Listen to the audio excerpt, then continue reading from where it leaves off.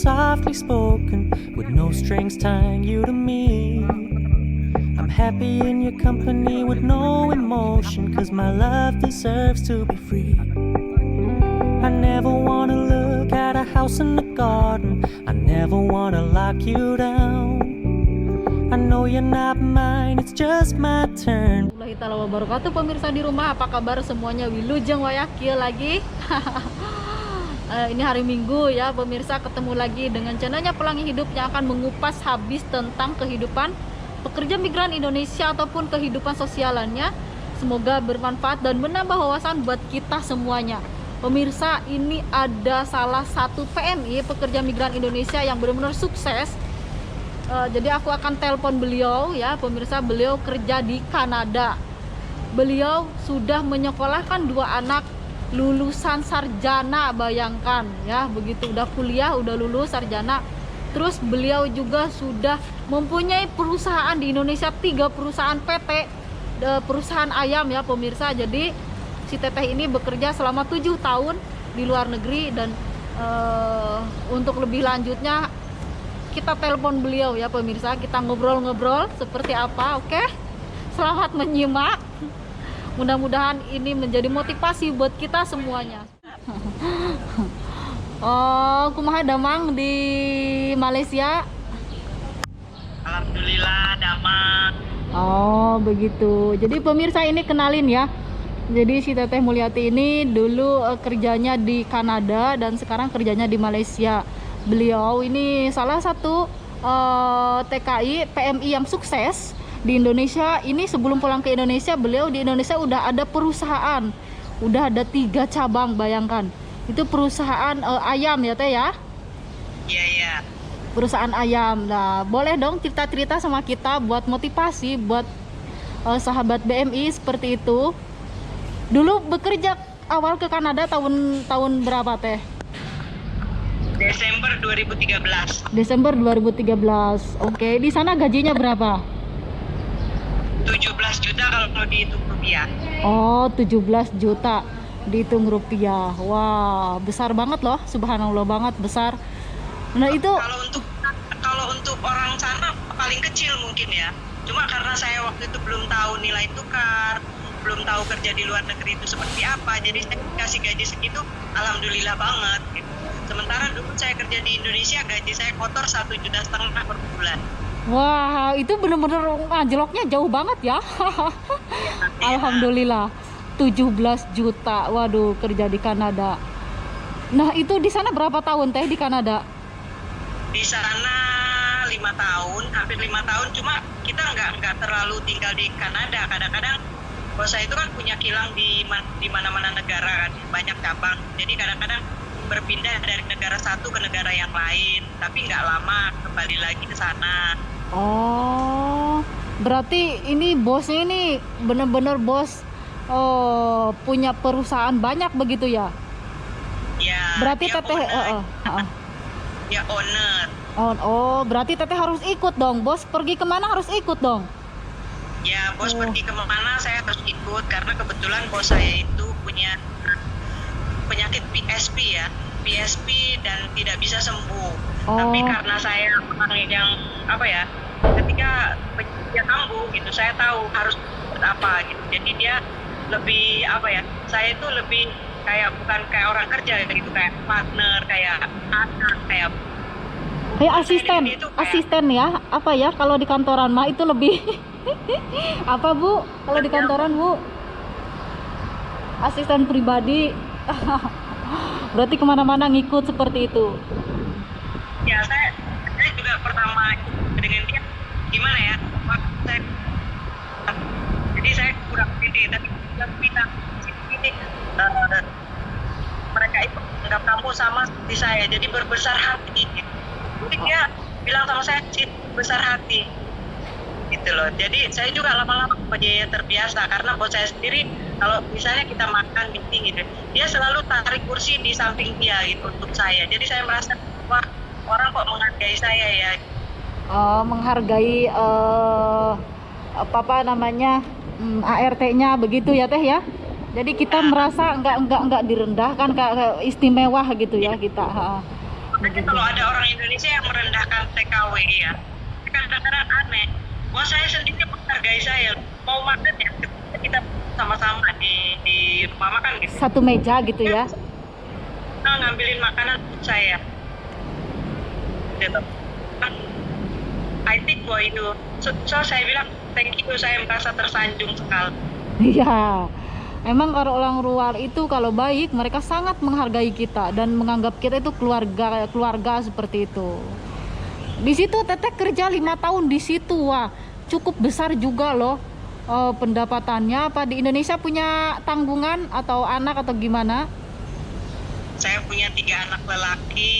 Wah. Dan bapak sudah meninggal, jadi semuanya tanggungan saya, biaya sekolah, biaya kuliah, semua itu saya sendiri yang handle. Wah, subhanallah sekali. Berarti jadi Teteh di situ single parent lah begitu ya, berjuang sendiri gitu ya, buat biaya anak-anak sampai kuliah 2 sarjana loh, lulus sarjana. Iya, sarjana ekonomi, alhamdulillah sudah Wah. lulus, mahasiswa terbaik. Wah, keren banget pemirsa, ini yang harus dicontoh. Wah, subhanallah banget.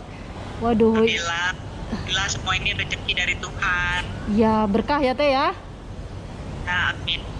Lah terus, Kebetulan saya Heeh. selalu buka ya dengan bos saya. Saya bilang saya punya 3 anak, ini Heeh. anak saya. Jadi bos saya itu selalu say hi dengan anak saya gitu. Setiap saya telepon, jadi mereka kayak lebih dekat gitu. Jadi kalau anak saya pas butuh biaya, bos saya itu nggak segan-segan bantu.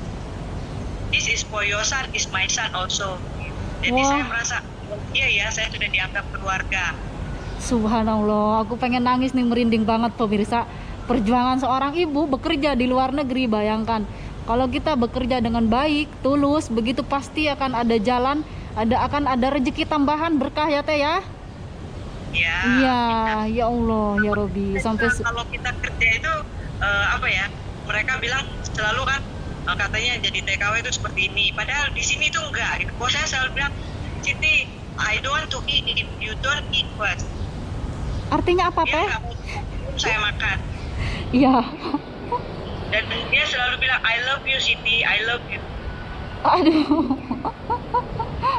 Nggak jelas Teh itu Teh, yang nggak jelas itunya mamahnya apa? Istrinya. Enggak, Pak, istrinya selalu bilang gini, Siti thank you. Most of you, my husband is the best. Oh ya, dia jadi Teteh ya, kita tahu sendiri ya, kita di luar negeri itu pahlawan banget buat para majikan ya Teh ya. Tanpa kita Iya. mereka nggak bisa ngapa-ngapain ya Teh ya. Jadi saya tuh gaji dari istrinya dapat, dari company-nya dapat, dari anaknya dapat, dari Wah, keluarganya, kakak-kakaknya saya dapat. subhanallah sekali, ya Allah ya Rabbi. Makanya ini di Indonesia sampai punya usaha ini, buka usaha ayam pemirsa. Apa itu usaha ayam, namanya apa Teh? PT-nya PT apa? PT Digdaya Multi Rezeki. Oh iya, nanti saya kasih fotonya di situ ya pemirsa. Daerah mana? Daerah Lampung? Daerah Lampung. Lampung ya? Ya, daerah Lampung, tapi linknya buka ke mana-mana. Oh iya. Lampung mana? Lampung Barat? Lampung Barat 1, Bandar Lampung 1, Lampung Tanggamu 1. Wah, banyak banget nih usahanya pemirsa, subhanallah. Jadi Teteh mau pensiun kapan nih? Pensiun jadi PMI kapan? Bulan 10 rencananya, nunggu penggantinya datang. Oh, haha. Mudah-mudahan dilancarkan lah Teh ya. Amin, amin. Oh, jadi pulang ke Indonesia pemirsa. Pulang ke Indonesia, si Teteh ini sudah ada di Indonesia usahanya. Waduh, jadi tinggal pulang, tinggal nerusin usahanya seperti itu. Jadi nggak sia-sia nih di luar negeri selama 7 tahun ya Teh ya. Ya, Kurang lebih 7 tahun. Nah ini karena banyak sekali Teh, ada yang lebih dari Teteh 10 tahun, 15 tahun kadang. Ya Allah ya Robbi. Mudah-mudahan kita pulang ke Indonesia sukses semua lah ya. Kita itu nggak mau lama-lama di luar negeri lah sebetulnya. Mudah-mudahan semua orang yang pulang dari luar negeri sukses. Iya, pokoknya ini bisa dicontoh pemirsa. Bagaimana Teh cara mengelola itu uang?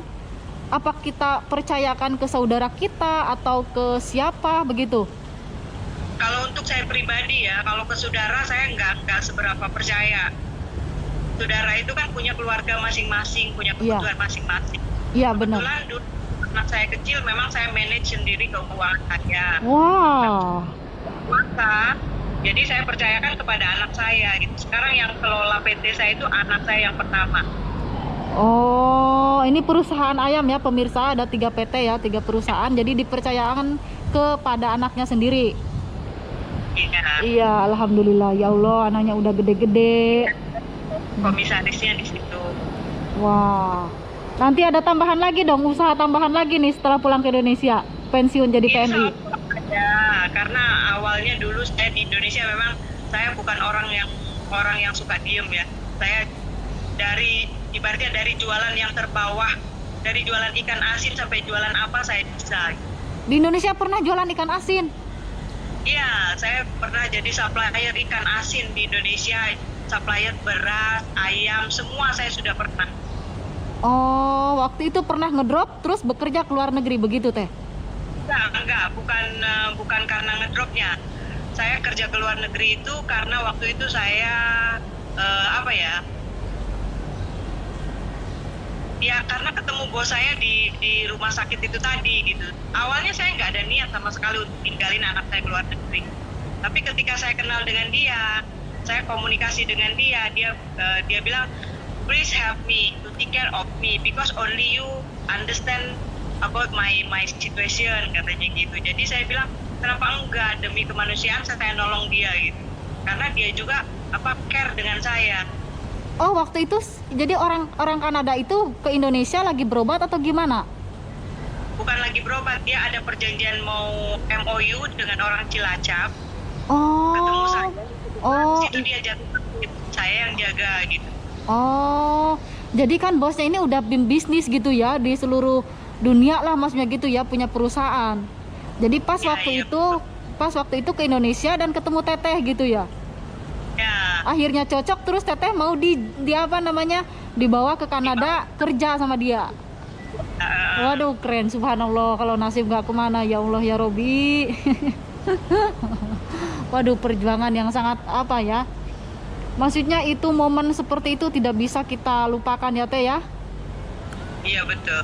Waduh. Kalau mau dilihat dari sisi tubuh saya, badan saya kecil ya. Iya. Bos saya yang saya jaga itu tinggi 180, berat badan 105. Tapi saya Subhanallah. mampu kuasai dia ketika dia marah, ketika dia ngamuk, saya mampu kuasai dia. Oh, jadi bosnya penyakitnya kayak gitu ya Teh ya. Makanya keluarganya semua heran.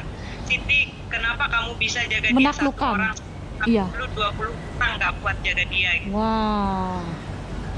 Waduh, keren. Itu kekuatan juga sih itu Teh. Kekuatan Ya, itu dari hebat Tuhan orang ya. Indonesia. Hebatnya orang Indonesia, coba. Badannya kecil yang dia jaga apa, mbah-mbah yang gede banget, gemuk, udah besar, aduh ngangkat, tapi kuat loh, mereka mampu loh. Hebatnya orang Indonesia seperti itu. Makanya itu semua itu hebatnya orang Indonesia. Cuma pemerintah Indonesia nggak mendukung kita. Iya. Karena awal saya mau permit dulu, saya nggak dikasih bikin permit dari kesehatan ya, saya nggak dikasih. Jadi saya bikin permit rumah tangga. Oh, ini nih pemirsa, ini salah satu PMI yang cerdas, hebat sekali ini Teteh, bisa memotivasi buat kita semuanya. Nanti insya Allah saya kalau udah pulang ke Indonesia saya pengen main lah ke Lampung, nanti bisa review langsung perusahaannya, ya Teh ya. Saya Di situ nanti ya buat motivasi lah, yang lainnya seperti itu. Doakan juga. masih banyak TKW yang berhasil, bukan cuma saya. Ah. Nanti saya kasih tahu Facebook mereka. Mereka memang kurang bisa di YouTube ya, karena basic pendidikan mereka nggak lulus SD, tapi alhamdulillah usahanya top-top. Waduh, nggak lulus SD? Nggak lulus SD, dia punya kandang ayam di Cilacap sudah 3 tempat. Wah, subhanallah sekali. Buset, itu seorang. Jumlahnya 27.000 ekor. Wow. Satu kandangnya. Buset. Itu TKW, itu TKI ya Teh ya, PMI ya. TKW perempuan ya. Waduh, wah nanti kenalin sama saya nanti, insya Allah lah review perusahaan mantan TKI kayak gitu buat motivasi kawan-kawan, begitu. Iya, betul-betul. Saya harap semua TKW, semua TKI sukses-sukses yang udah pulang ya. Iya, amin, amin. Dan doain teh, ini mohon saya doanya teh. Ada pesan buat kawan-kawan ini terutama masalahnya gini, kita kerja ke luar negeri lama-lama kayak gitu, ada juga yang belum punya rumah kayak gitu teh. Rumah saya aja belum jadi teh. Doain deh teh ya. masih bangun, masih merayap. Ya karena itu tadi kan rezeki kita masing-masing gitu. Walaupun nominal gaji kita besar, rezeki kita masing-masing. Jadi kita cara mencapainya itu ada tahapannya. Iya, ada tahapannya. Gini teh, doain pokoknya teh buat kita-kita yang belum punya rumah, terutama doain pokoknya disegerakan punya rumah ya teh ya, itu nomor 1 lah. Ya, saya doain untuk semua supaya punya rumah, sejahtera, pulang punya perusahaan, biar nggak nganggur. Ya, amin, amin. Nah, maka dari itu buat yang PMI ya, pekerja migran Indonesia yang cerdas-cerdas, yang hebat-hebat kayak Teteh, buka usaha di Indonesia bisa memperkerjakan orang teh ya, begitu ya. Orang-orang kampung biar nggak nganggur, bagus nih buat motivasi. Nah itu saya di kandang saya itu tukang puput saya ada 3, belum yang tukang urusnya. Jadi saya juga udah mampu gitu punya pekerja. Itu dalam satu kandang aja. Kalau misal dinilai nominasinya dengan dari kandang, dari kantornya, itu sudah banyak sekali pekerja yang saya ambil. Wah, di luar negeri sebagai PMI, di Indonesia udah punya perusahaan, udah banyak ini pekerjaannya, subhanallah. Cepet. Aduh, keren beneran nih, harus diapresiasikan ya. Nanti teh doain ya. Nah, yang lain ngikut. Amin, amin, insya Allah. Ayo kawan-kawan semuanya semangat terus, uangnya ditabung pokoknya ya pemirsa. Dan satu hal lagi yang penting nih, pokoknya di sini di luar negeri yang nggak penting, aduh, reconnecting pemirsa, reconnecting. Ini teh, nih pemirsa, karena di sana sinyalnya putus-putus, kita voice aja. Ada pesan penting buat para sahabat BMI nggak teh, pesannya terakhir nih? Banyak nih pesannya untuk para BMI. Kalau yang lagi kerja tuh harus hemat menggunakan uang, jangan suka shopping, belanja yang nggak jelas uang. Nanti kalau sudah di Indonesia jadi bos kan apa aja bisa. Sekarang di sini ya bersakit-sakit dulu, jangan terlalu boros. Nah, dengerin pemirsa, agar kita nggak lama-lama di luar negeri ya teh, gitu ya pesannya. Iya betul, dan kalau kerja itu berusaha dari hati gitu. Jadi kalau kita bekerja dari hati itu insya Allah yang majikan tempat kita kerja juga, mereka juga dari hati juga ke kita. Insya Allah, iya. Benar loh teh, bener banget loh. Kenapa saya ngomong gitu teh? Saya pernah kejadian, maksudnya kita kerja di sini baik-baik ya, sama orang tua nomor 1 kita baik ya, ngerawat orang tua, ngerawat saudara. Ternyata kita di luar negeri juga akan mendapatkan majikan yang baik teh. Bener itu, bener banget itu, kerasa banget kayak gitu loh.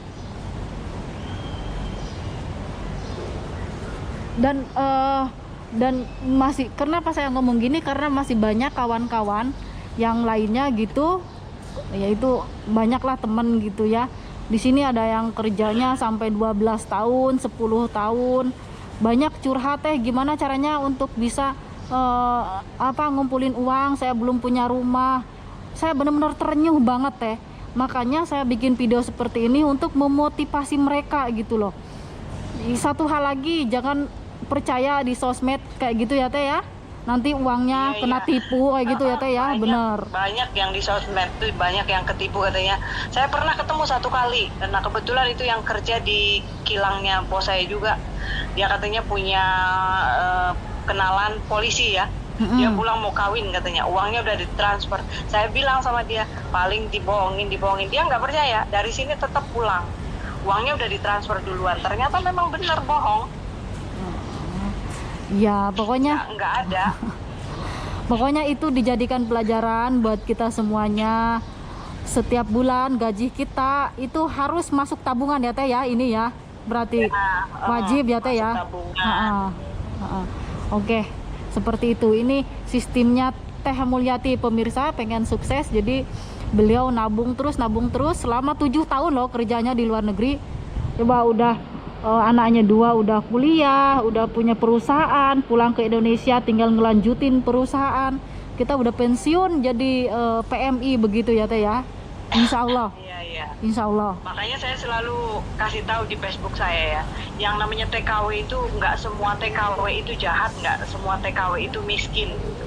Jadi saya bilang dengan mereka jangan suka menghina TKW, karena TKW itu di luar negeri itu memang sangat dihargai sama orang lain. Kita mau masuk aja kan, dibukakan pintu, silahkan katanya kalau orang Indonesia itu kan. Kita Bener. kan bangga, kenapa orang Indonesia bisa menghina kita gitu. Iya bener, itu yang sering saya naik darah sih kalau ada yang nyentil TKW, saya naik darah Teh. Iya itu, makanya kita aja di sini karena kita jaga bos ya, jadi mereka tahu-taunya menghina aja. Oke, buat semuanya pemirsa, jadi itu pesannya ya dari si Teteh, jangan terlalu boros-boros. Katanya nanti di Indonesia kalau kita udah sukses, kita akan dapatkan apapun yang kita inginkan, begitu ya Teh? Iya betul. Iya betul. Kalau kita udah sukses, kita mau mencapai apa aja yang kita mau, kita bisa. Iya itu, waduh bener-bener ini juga motivasi banget buat saya juga nih, kata-katanya bener loh. Di luar negeri kita beli apa-apa nanti ke Indonesia nggak ada, tetapi kalau kita udah sukses di Indonesia kita bisa beli apapun, begitu. Iya betul. Oke, terima kasih banyak ya Teh ya waktunya, maaf Sama-sama. mengganggu. Wassalamualaikum warahmatullahi wabarakatuh. Waalaikumsalam warahmatullahi wabarakatuh.